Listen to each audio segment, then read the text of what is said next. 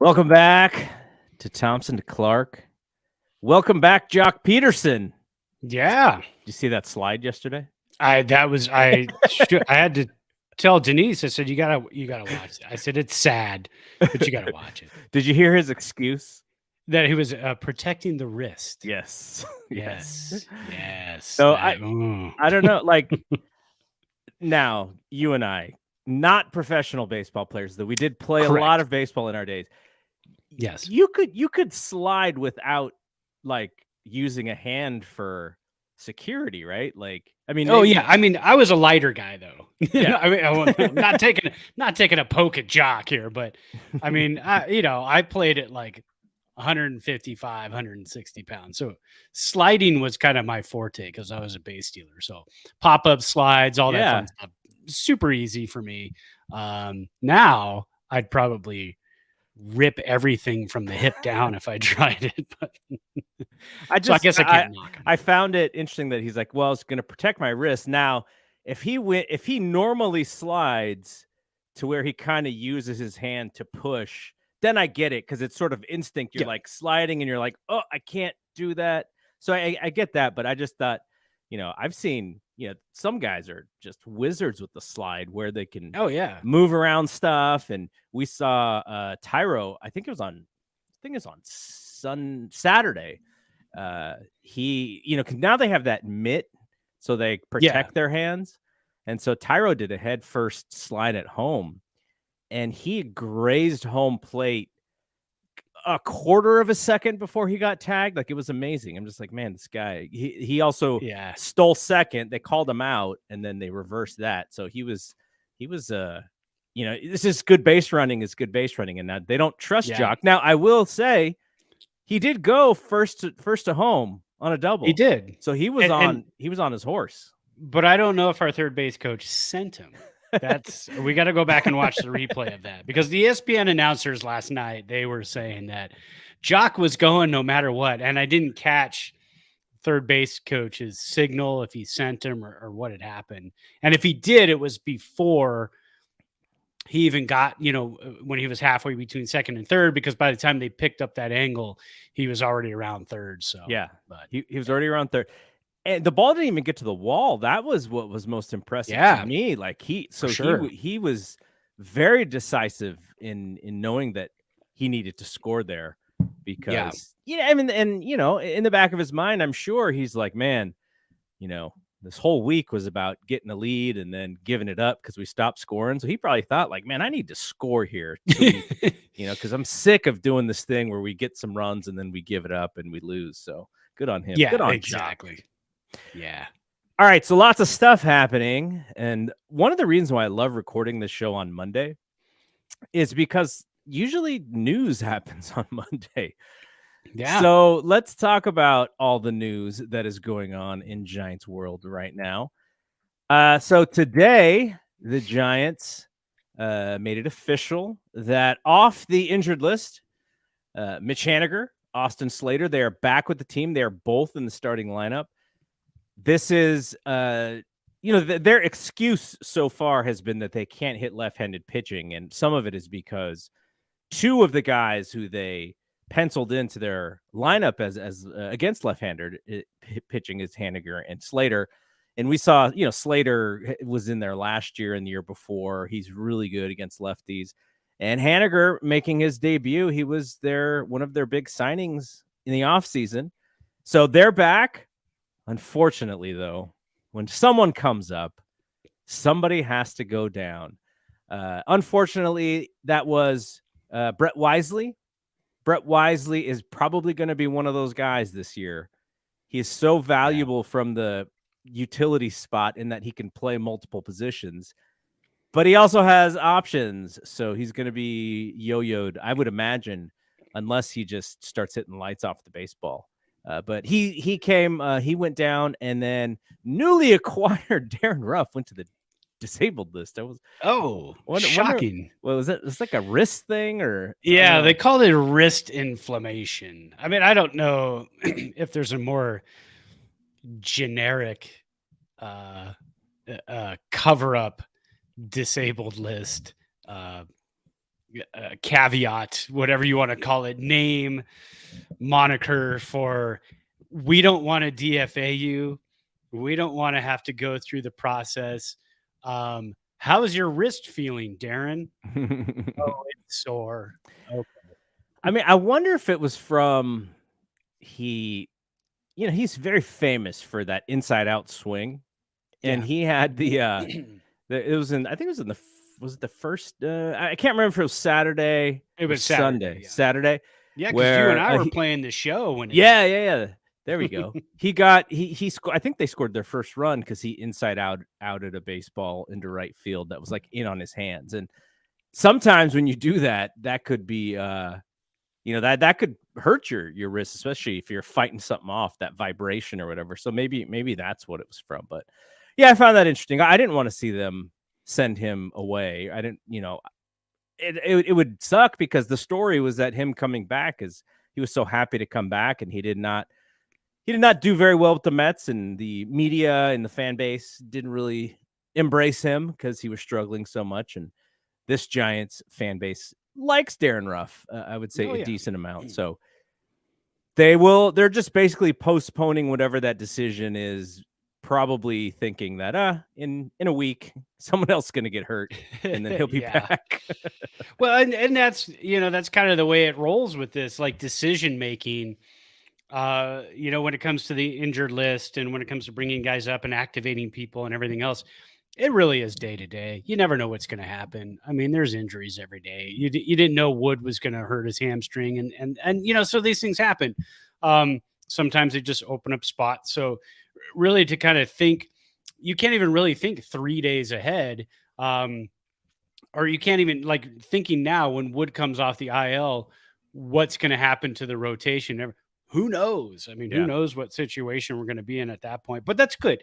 The Giants really were kind of hurting when it came to depth last year. And I think when there were so many injuries happening and guys were just underperforming, they didn't have the well to go to like they did in 2021. So that kind of threw things off a little bit. The Giants have a little more depth this year.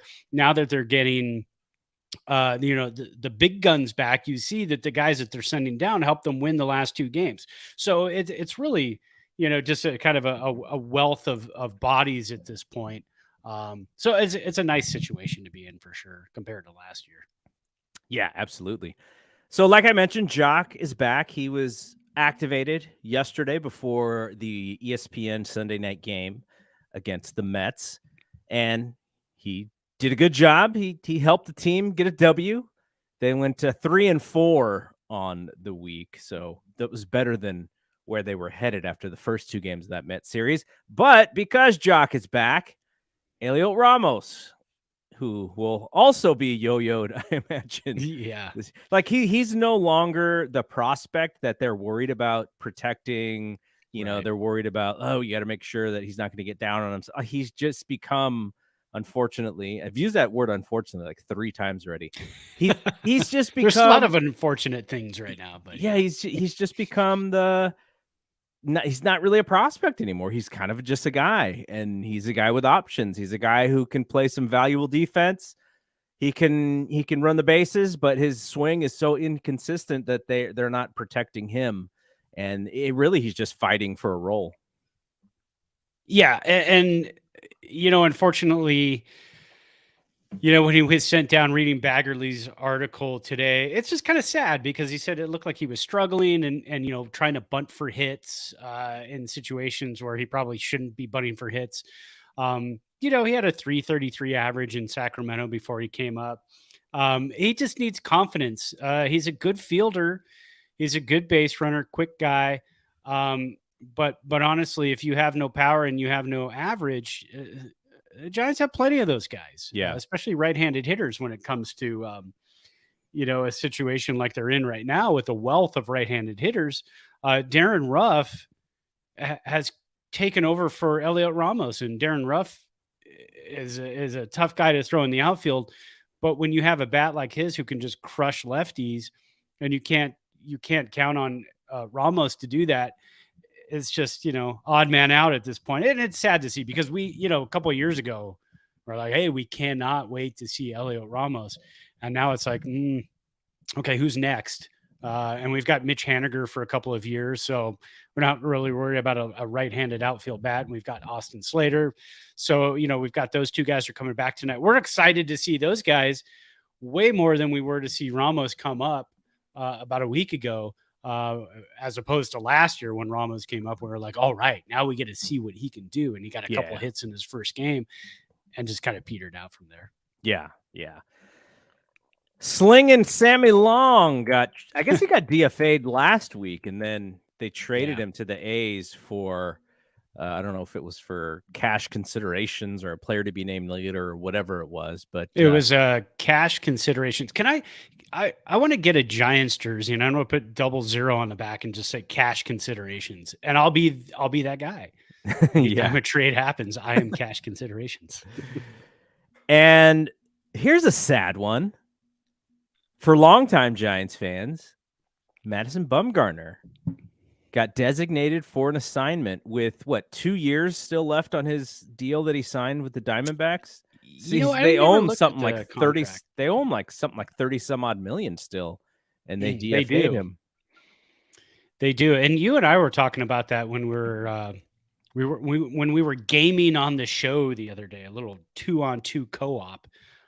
If anybody ever wants to play 2-on-2 co-op with us, just send us off your handles, because I think we could do crossplay. So if you've got Xbox or PlayStation or Nintendo, give us your username. We'll get in some gaming. Yeah, come through the Discord, and we'll all jump in the Discord together. Yeah, absolutely. Yeah, we can even do an MLB The Show Discord where we throw out our handles and everybody can just kind of hook up.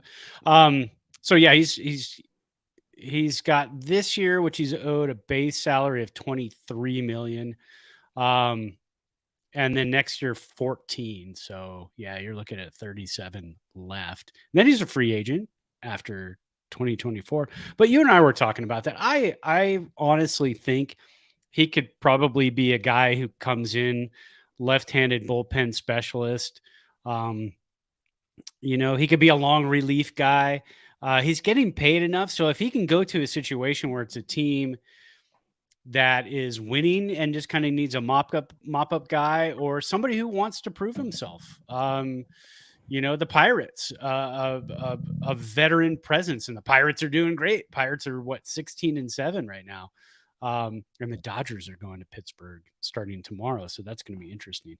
But, a situation like that, even the Giants, left-hander out of the bullpen, I mean, it could happen. They can give him the league minimum. They don't have to pay him anything because he's getting paid by the Diamondbacks. So I'm sure if he wanted to go to the Giants or pitch for Bochy in Texas, he could probably ask for nothing and just say, you know what, I want to keep pitching this year and I want to prove it. So, but I think the problem with him is a pride problem, and we saw it near his last stay with the Giants.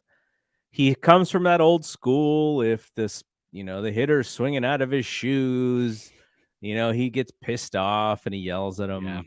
Yeah. If the hitter, if he's trying to groove a 3-0 fastball and, the hitter's trying to hit it over the fence, there's like these old school rules that don't, they've never been written down, and it's just the way certain people play, and not everyone plays like that. He comes from that school. And in order to play like that, you just have to have the pride aspect of it. So I wonder, because I agree with you. I think if he could come in and he could throw as hard as he wants for an inning or for 2 innings and not have to worry about throwing 100 pitches, maybe he can get something back. But does he see himself like that? Could he ever see himself as anything but a starting pitcher in Major League Baseball? Because if he can't, he might be out of the league. I'm sure he'll get another shot or two because he's not an old dude at all. He feels like he's been in the big leagues forever because he came up, I think, before he was even 21 years old. He was 20. He was a rookie when he was 20. So is there mileage left? I agree with you. Will he accept that role? I think that's a big thing with him. The whole mind, the mental aspect of not taking the ball in inning number 1, that could be a big thing for him. Yeah, for sure. I think you have to kind of gauge his mentality and see where he's at. He's not going to sign a minor league deal with anybody. He's got enough money in the bank. He doesn't need to do that. He can ride off in the sunset and go do his rodeo thing if he wants. Ride all the dirt bikes he wants to ride. But I mean, 37 million more coming to him. If he gets an opportunity to pitch for a team, that could be on the winning side of things this year. When you get to the postseason, is Madison? There's history, but is Madison Bumgarner in 2023 postseason Madison Bumgarner of 2016 postseason where he shut out the Mets? I mean, that's what you got to look at. We're now 7 years later, and his stuff just isn't there. Will he embrace Driveline? Will he embrace a team that would say, hey, we see what's going on. Yeah. We can fix your slider. We can fix your fastball. We can give you some more ticks on that and get you back to where you were in your heyday. Is he cool with that? I don't know. I mean, there's a whole psychological aspect to Madison Bumgarner that we are not privy to. We see from the outside as Giants fans. I mean, his last start in Arizona, he's getting shelled, and he throws it, like you said, a 3-0 pitch to Wilson Contreras, who fouls it back, and then Wilson Contreras is talking to himself, and Bumgarner takes offense to that and starts yelling at him. So I mean, when he's frustrated, he's out of his head. And he just doesn't have the stuff anymore to kind of back up the talk. So it's kind of a sad situation now. But I think if there's a team out there that's willing to say, hey, look, we can fix you, and he's all for it and wants to win and continue to pitch in the majors, then, hey, I think he should jump on that opportunity. Yes. I would love to see him rekindle it. And maybe it does take something like getting designated for assignment for him to go, okay, like what I'm doing is not working. And who's the vet that when he was coming up, had to learn how to struggle? I don't know. Wonder if he's Zito. I mean, maybe Zito. Yeah. Wonder if he's got Zito in his phone. Does he got Timmy in his phone to talk to those guys about the frustration? And, I don't know. I would love to see him pitch. I still rooted for him even when he was in Arizona. Oh, for sure. Anytime I saw the box score and he gave up like 5 or 6 runs and walked 2 or 3 and didn't make it through 4. I mean, it hurts. It hurts to see that because he's he'll always be a folk legend with us. I mean, it's the guy came out of the bullpen, and all of a sudden he was like 8'5". I mean, it was, he came out of that bullpen and we were fired up and we knew things are going our way in 2014. And then when he came out for his start, we have a chance. We have a chance to win this game. We have a great chance to win whatever game he pitched in, especially if it was in the postseason. I mean, he pretty much marked it down as a W. So, hate to see what happened. All right, before we get to our player of the week, I wanted to mention some of the shows coming up on the network this week. Brian and I were at Chase Center Sunday for the Warriors and the Kings. We didn't actually go in because even after the game started, the lowest ticket that I could see was still $450. Wow.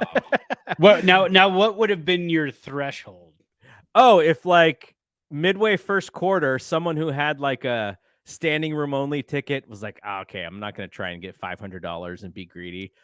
$100 or $80, it's yours. I think both of us would have done it. That would have been cool for sure. But we watched it outside of the Chase Center on the giant jumbo screen that is on the arena, and lots of Warriors fans were there, and we kind of hung out and did that. And it was a lot of fun, a really fun way to watch a game. So we'll talk about that tomorrow on the Death Lineup, which will live stream on YouTube probably around 5:00 p.m. Pacific. And then obviously the audio download will be up in the feed. I usually put them up right at midnight. So they're pretty much there before people wake up if they want to listen to the shows. And then I think we're going to come back Wednesday night after Game 5. There's a lot of drama going into Game 5. De'Aaron Fox, the unstoppable Kings point guard, has a fractured finger, so his status is doubtful for the game. I kind of think he's going to play. He's a tough dude. And then Sunday night, Roderick and I will go live after the NFL draft. We'll talk about the draft itself, but also a focus on the 49ers picks, of course. So that is what's going on with the network. So, Brad, let's go over the player of the week. All right. So we put up 3. I kind of had a tough time this week. I'm not going to spoil it, but I'll tell you, I didn't put Joey Bart in there, even though the bat was starting to come around and his WOBA was up there. He's just, with the platoon and everything, he's not getting enough at bats to make a huge impact on the player of the week yet. He can have a couple of good games in a week and find himself on there, but I didn't add him. Instead, tied for third. Well, what do you say? Tied for second place, I guess. Because we only have 3. I only picked 3 between a couple of players here. Tyro Estrada had a nice week, but he tied for second place. He had a 319 WOBA, 259 average, a home run, 1 RBI, 7 runs, and 3 stolen bases. We talked about his base running prowess the last couple of weeks. I mean, the guy's the MVP of the team right now. Mm-hmm. There's no ifs, ands, or buts about it. We thought Webb would be at this point, but it's Tyro. And then tied for second place, Taylor Rogers. And the reason I threw him on there, and I know he gave up a couple of runs yesterday. They were inherited runs. But, he was having a really, really rough start to the season. But he really turned it around last week. 4 games, 3 innings pitched. He had a save, gave up no hits, no walks, no earnies, and struck out 3. So I threw him on there. He tied for second with Tyro. Coming in first, Baby Yaz. He had a beautiful week, a 401 WOBA, a 304 average, 2 home runs, 6 ribs, 2 runs scored. And, of course, his steady Eddie defense. Didn't even have to, question when the ball's hit out to Yaz. You really don't have to question it. It's just kind of, it's almost always a can of corn. Unlike Conforto dropping sacrifice flies. That was rough. And I honestly think ESPN didn't mention this, but I think the sun had a lot to do with that. Yeah, for sure. 4 p.m. start in spring in San Francisco. Man, that's a tough thing to and it was a really nice day yesterday in San Francisco. I looked at the weather before I went out there. I was like, it's going to be a little cold. And then when we got out there, I said, wow, it's actually much warmer than I realized. Sun was out, but it wasn't so warm that I was like sweating or anything, but it was a really great day. So I imagine it was also pretty sweet at the ballpark because we were only about a mile away at Chase. Yeah. We have 4:00 starts here on Saturdays at Aces Ballpark when the Aces play. And if you're looking to the west, like Conforto was, if you're sitting in the seats where you're looking to the west, it is tough, man. I have to have full sunglasses at all times, pull the hat down. So it's a tough sun. So I can't really knock him for that, but it's counted as a sac fly, even though he dropped it and it's an error. It went in the books as a sac fly. So you get an RBI for that. So. We had talked about this before we get to what we're drinking. We had talked about this. It would be really fun to get out to a Sacramento game on on a Saturday, maybe to go see that team. Casey Schmidt is playing. He'd be really fun to see. Kyle Harrison is pitching out there. That'd be really kind of fun to time that up. Yeah, that'd be awesome. And as I was thinking about it, we should see folks in the Discord who might be interested in just making a little road trip out there, and we'll go and grab lunch before the game, try and get seats together and hang out. That would be kind of fun. Yeah, absolutely. And now you're talking Sacramento, right? Yeah, that'd be fun because we meet halfway. I ever since we got the couple of new cars and stuff, I'm enjoying just driving. So I told Denise the other day, I said, I'm up for any kind of driving. You want me to drive somewhere? Yeah, I'll drive anywhere. But especially if you tell me I'm going to drive, I'm going to hang out with Garrett, I'm going to watch baseball. Let's do it. Yeah. We'll figure that out. The Warriors still being in season hampers it a little bit, but there may be some opportunities. So we'll throw it in the Discord and see if others want to roll out there too. Because, I always say like, oh, I want to go see this person play or this person play in the minors. And then you kind of just forget about it. And, I missed seeing Kyle in A-ball. Missed. I got to see Luciano play in A-ball, so that was fun. But just just kind of forget about it sometimes. But I would like to see if we could see Harrison pitch or see Casey Schmidt play out there. That would be a lot of fun. Oh yeah, absolutely.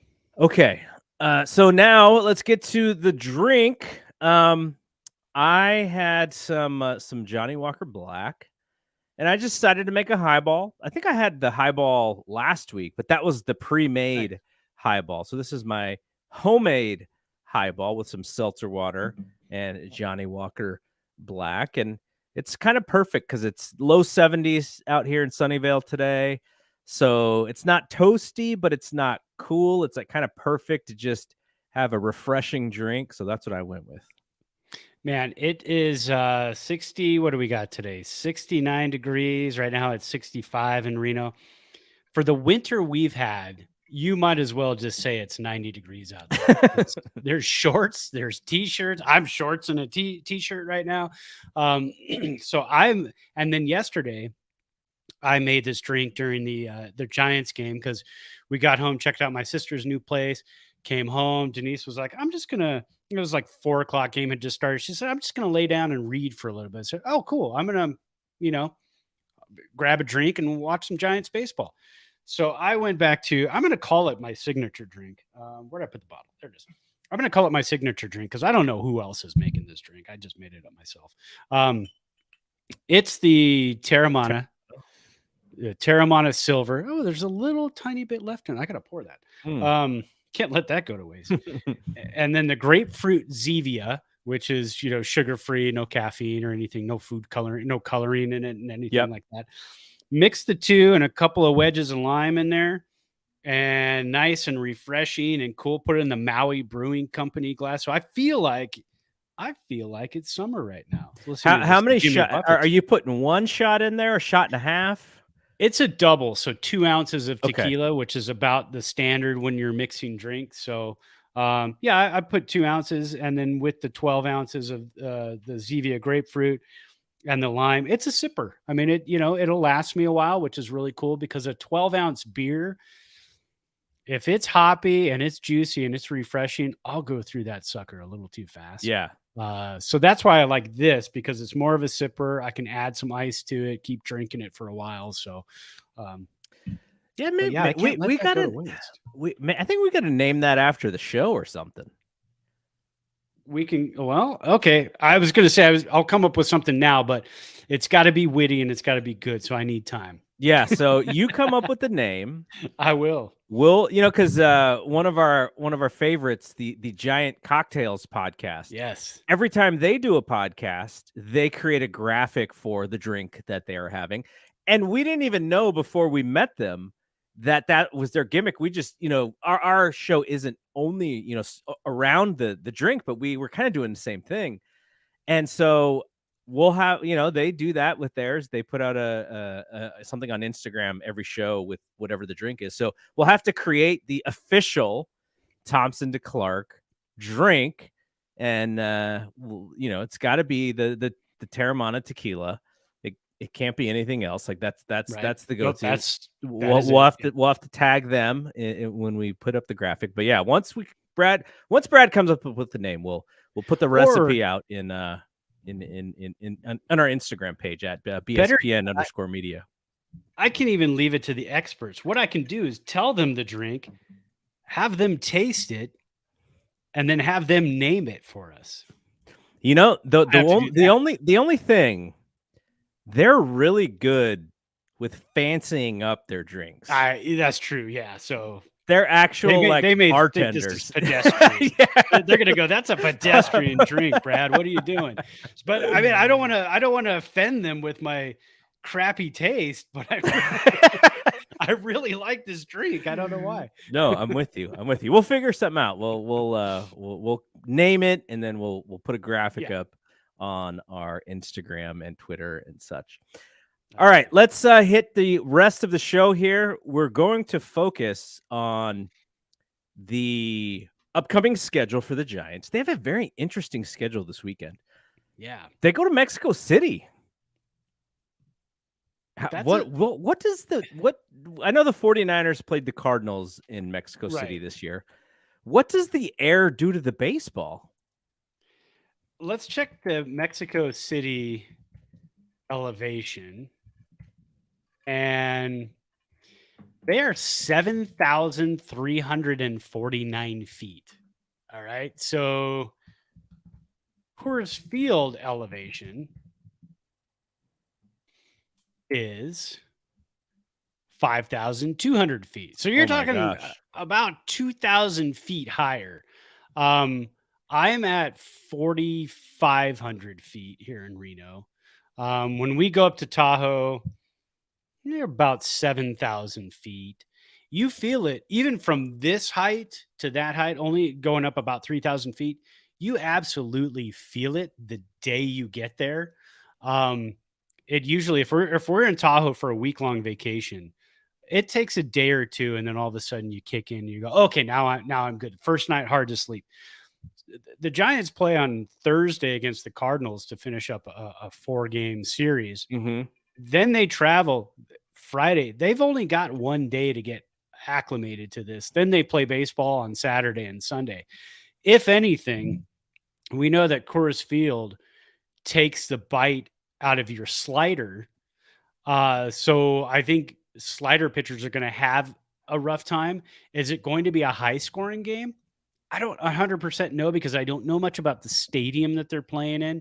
But anytime you get a high elevation like that, you are going to have some fireworks. You're going to have some home runs. You're going to have some ball travel because you just have lighter air. There's much less resistance. When you're playing at AT&T Park, it's not just the big ballpark that makes it harder to hit home runs.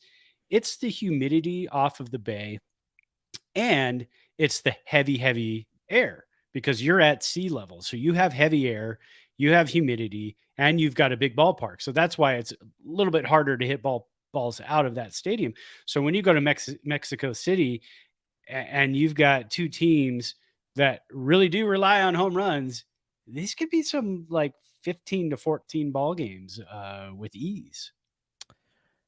I wonder what the Giants are going to do with their pitching staff because, like you said, 4 games against the Cards, then they get a day off. But in that day off, then there's like a crazy travel and trying to get acclimated and playing in somewhere you've never played before. So there's some things going on there. And, they have this thought that, is it going to be Manea or is it going to be Junis based upon the team we're playing against and what their dominant hitters are? Maybe this is where we have 7 starters comes in, though. Like you said, Wood was hurt. Maybe that comes in handy in a weekend like this, where you may have to, who was it? Who's the kid who came in the 9-4 game and threw 5 innings? Was that Beck? Yeah, Tristan Beck. You've got Tristan Beck. You've got Junis. Junis can make a start. Yeah, I mean, there's a lot of ways you could play this, but having Friday off, you can adjust your rotation a little bit. You don't want to bring up a guy like Kyle Harrison, who's not doing fantastic in AAA yet. He's adjusting, but not quite there. But again, no way in hell do you want to have him be your have his first start in Mexico City. That's not something you want to do. But yeah, I mean, they do have options. You can make it a bullpen game with Junis to kick it off and Beck to get in there as well. Stripling and Manea kind of working their way into the rotation with Wood hurt. So it's good. I mean, they do have options right now. But But yeah, I'm trying to find the stadium. I found the stadium. Okay. Shout out to Big Leo. Big Leo asked if they're playing at Stadium Azteca. They're playing at a ballpark called Estadio Alfredo Harp Alfredo Harp Helu Stadium, where the Red Devils of Mexico play. Capacity of 20,000 seats. It became the first stadium built in the city in the last 50 years. So I believe they played, or they were supposed to play in 2020, the Padres and the Diamondbacks, but that got canceled due to the COVID-19 outbreak. So this is going to be the first time that Major League Baseball has ever been played in Mexico City. Did you look at the dimensions of the field? 325 to left, Yeah, 400 to center, 325 to right. It's a cookie cutter, but those are short little pokes down the line. So it will be a high scoring ball game. I'm sure of it. 20,000 fans. That's a tiny stadium, but they're gonna get treated to some fireworks. You got a couple teams that like to hit home runs, so it's gonna be fun. Yeah, we need to get Big Leo out with us to Sacramento to go to that. Heck yeah, to a game.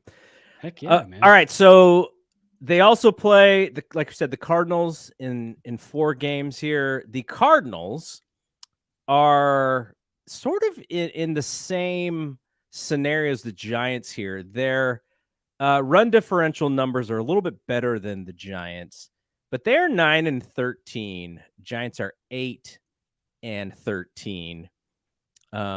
The like you said, the Pirates are kind of often running to a great start. So already St. Louis is 6.5 games back. The Giants are only 3 games back because nobody is running away with the West quite yet. Arizona and LA are both 12-11, and San Diego's 12-12. But the Dodgers have won their last 2, as have San Diego and us. We've also won our last 2. Now, I looked at Colorado, and I was like, wow, Colorado must be the worst team in Major League Baseball. And then I remembered there's a team also in the Bay Area called the Oakland A's. And the Oakland A's are 4-18. Now, they have scored 75 runs so far. It's not the worst. The Royals have scored 73. That is a team that we lost some games to there, by the way, the Royals. Yeah. 2 out of 3. The Royals have only scored 73 runs, so they are the worst run-scoring team in baseball. The A's are second, but the A's have given up 178 runs. Wow. They are a minus 103 already in the run differential. I think that's like 50 more runs they've given up than anybody else. Actually, no, Colorado has 140, so almost 38 runs more than Colorado. But those 2 teams by far, nobody else is above 125. So Colorado is one of the worst teams in the league so far. But what do you think about this NL West? You know, I was like, 8-13. Gosh, this team looks so bad. And you kind of look up at the schedule and go, well, if there's a time to not play well, this might be the time if you can figure it out, you know, at some point, because nobody is running away with this division. Yeah, it's the National League West is, for us, it's a good situation right now, because if we were 8-13 and either the Dodgers or the Padres, or, you know, I'm not going to give any slight to the Diamondbacks. If any of those teams are running away with it right now, even though it's early in the season, it would be demoralizing. You could be 7 games back, 8 games back right now. And that's a hole to dig out of.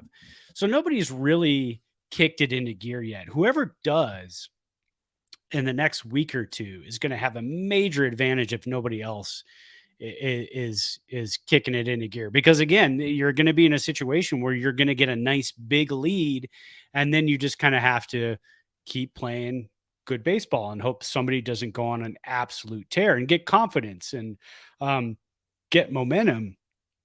So the Giants are in a not terrible situation. winning those last two games against the Mets was huge. And the Mets are a good team, and they're 14-9.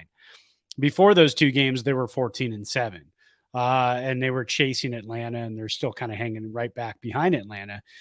But in a situation, if the Giants would have lost one of those two games or both of those games, now you're staring at 4 games back at 7-15, and things will look a little bit uglier. But like you said too, St. Louis is coming in, although they're bringing in these two guys that have killed us for years, Goldschmidt and Arenado, and they're not hot yet.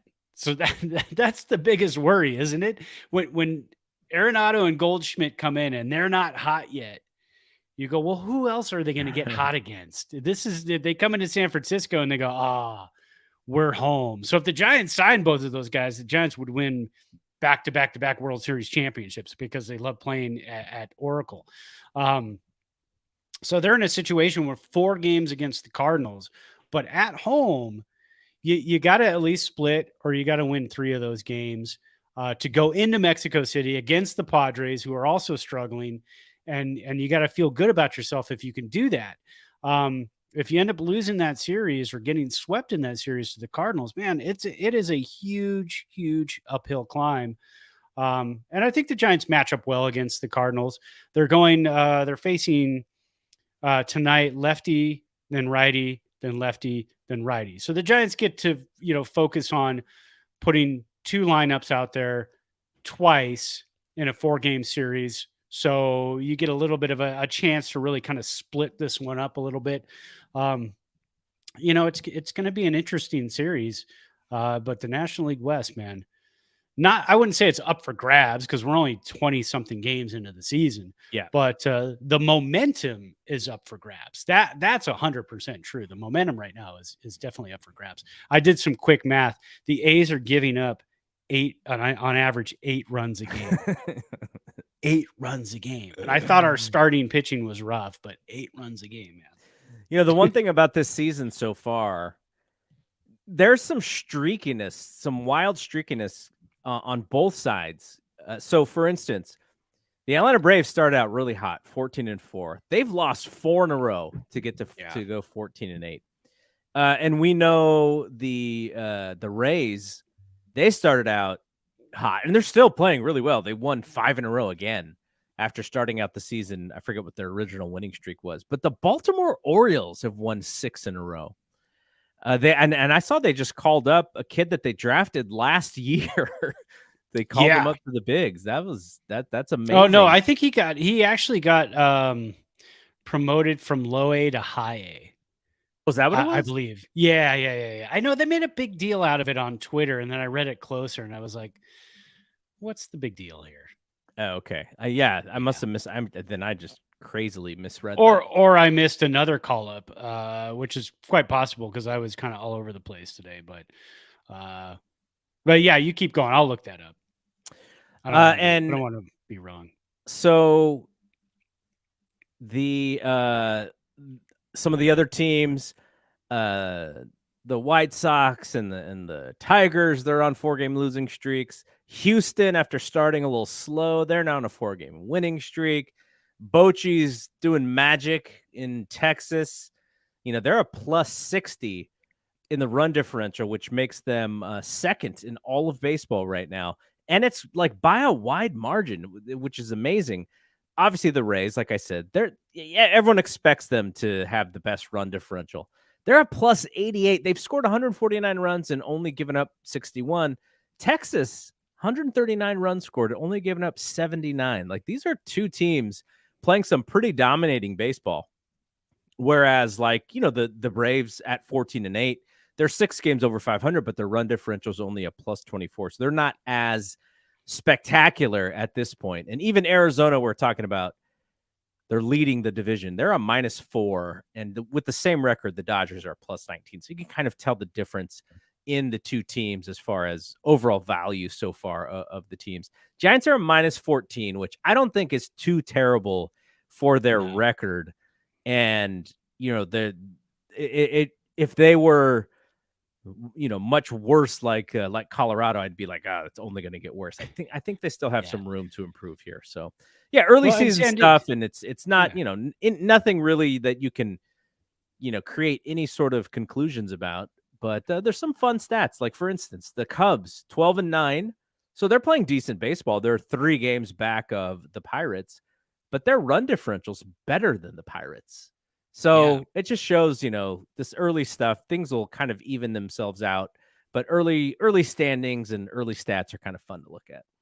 Yeah, for sure. And so yeah, it was Jackson Holiday, number 1 pick in the 2022 draft. He was promoted to high A after he destroyed low A in 13 games. He had 392 average, is just ridiculous. 14-12 walk to strikeout ratio.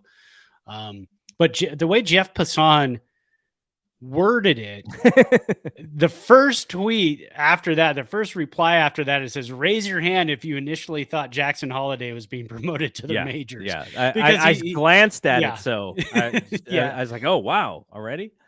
At first too, and then I read it like probably about 10 minutes later again, and I was like, oh wait, because I, of course, I'm one of those guys that sees those things, and I'm like, my fantasy team is not good enough. Maybe this rookie who's never played in the majors will help me win, and it doesn't help. So I always go to try to grab those guys, but they're unproven.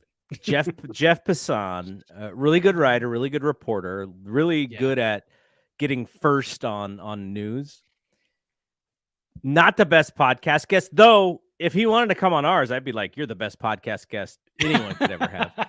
Because his gimmick is that he can do an impression of Elmo. Oh, no, we don't need that. I don't think anybody needs that. It's not really that good of an impression of Elmo. No. I just don't want any version of any impression of an Elmo, because when the kids were younger, they watched a lot of Elmo. Yeah, we saw our fair share.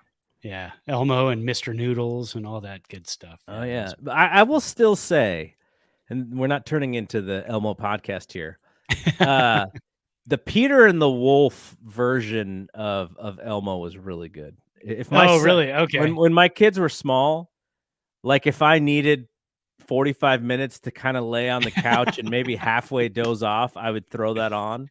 So some of it is also, it's just kind of like in my half haziness of not being awake but not being asleep, I would hear the story of Elmo and Peter and the Wolf. But from my recollection, that was a pretty good video. I'm telling you, parents nowadays with little kids have no idea what it was like to go looking for that VHS tape or that DVD, get everything fired up, put it in the DVD, get to the menus, click on you just get to stream stuff now. It's a lot easier. Or the kids are so efficient at using an iPad. They just do it themselves. There's like 2-year-old kids who are like, I'm clicking this video and I'm watching it, and I'm somehow running this other app at the same time, which is some sort of game. And they're just like, you just leave them. You just, okay, you go in your room, you can play this thing for an hour, and I'm gonna go take a nap. Now, you went to Disneyland just recently. Mm-hmm. Did you see a lot of that? I saw a lot of that was kind of disturbing. The kids you're in Disneyland, and the kids in the stroller with the iPad watching some other show that I was like, I don't get it. Well, Disneyland, the move, and I can say this because my ex-wife and I took our kids to Disneyland pretty much from when they were tiny, they were like 2 or 3, and they're only 17 months apart. And so the first like 3 hours of Disneyland, these little babies, look at this and look at this. But then at some point they just crash out. Yeah. But if they don't crash out and they're like overstimulated, it can be hell. And so I don't have a problem with the parents if they can find something for the child to do so that they're not just hysterically screaming, because that's just going to happen. Overstimulated kids are going to, at that kind of place. And especially if it's hot, it wasn't really that hot on the day that we went to Disneyland, though it was when we went to California Adventure. I could see the crankiness of the kids and stuff. And then it kind of ruins things. And you're trying, it's supposed to be the happiest place on earth. And you're trying to have, your kids are like being brats and everyone's looking at you like, man, can't you take care of your kid? So I don't really fault them for that, but yeah, it is the way. It's the new pacifier. It's like, oh, you're crying. Here's my phone. And there's just like this thing and they see movement and then they calm down. It's crazy. Yeah. I think I'm just old school. So I see that and I go, because I think when the kids got so the first trip we ever took to Disneyland, the kids were 4 and 6. So we kind of waited a little bit. We thought, well, I want to wait till they can kind of appreciate it a little bit more. Went on the rides. But when they were a little bit all over the place, we'd either go back to the hotel and rest. And there they would watch TV. You put on Disney Channel or whatever, and they would crash out, fall asleep. Wake up, we'd go back to the park.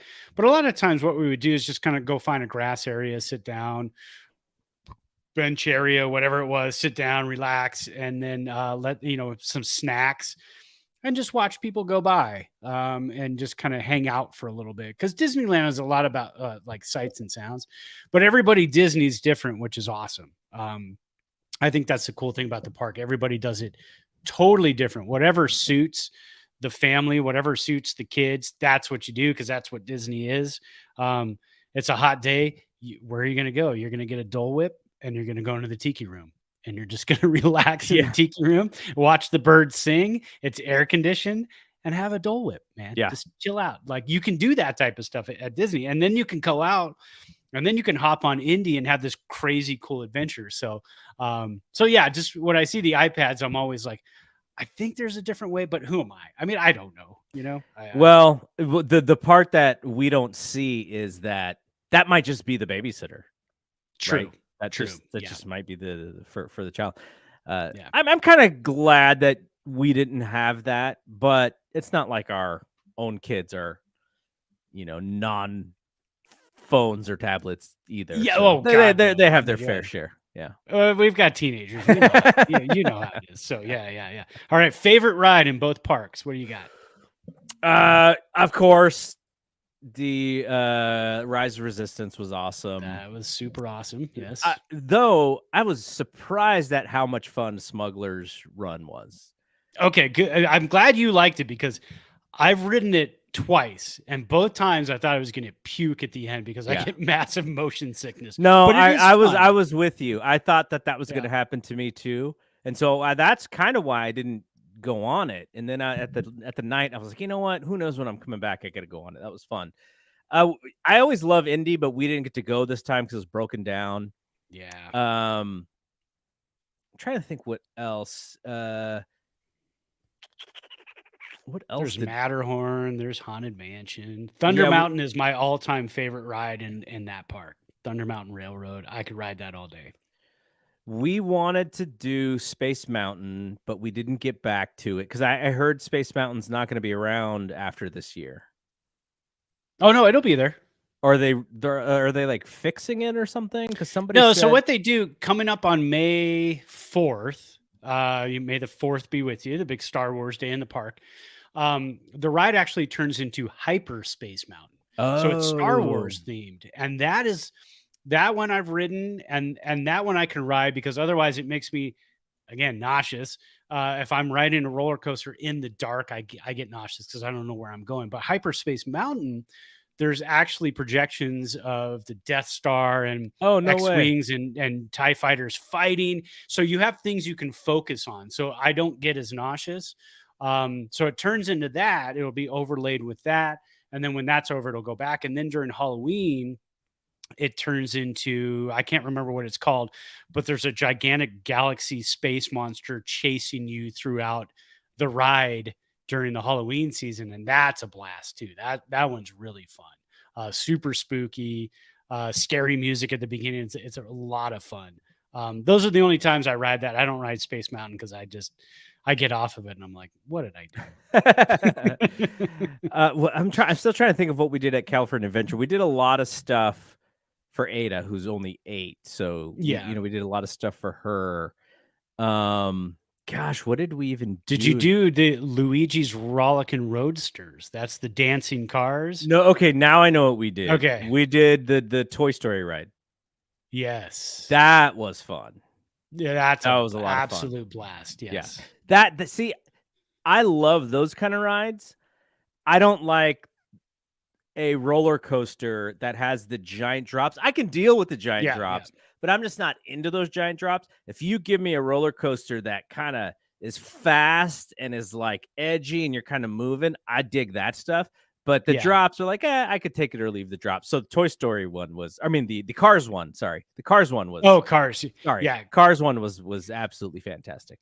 Cars is fun because it starts out like you're just cruising along and all of a sudden you're racing. And that part, the racing part, where you're going up and down the hills and everything, so fun, so fun. And you didn't get on Goofy Sky School, right? No, we did not get there. But like I told you when we were in text, like half of the rides were out of condition, and I'm thankful we went to Disney the day before because Rise of the Resistance was out of commission all day the next day. So we kind of got lucky there. Yeah, we rope dropped Rise one day because when we go for 5 days. So we rope dropped Rise like 3 days out of the 5 we were there.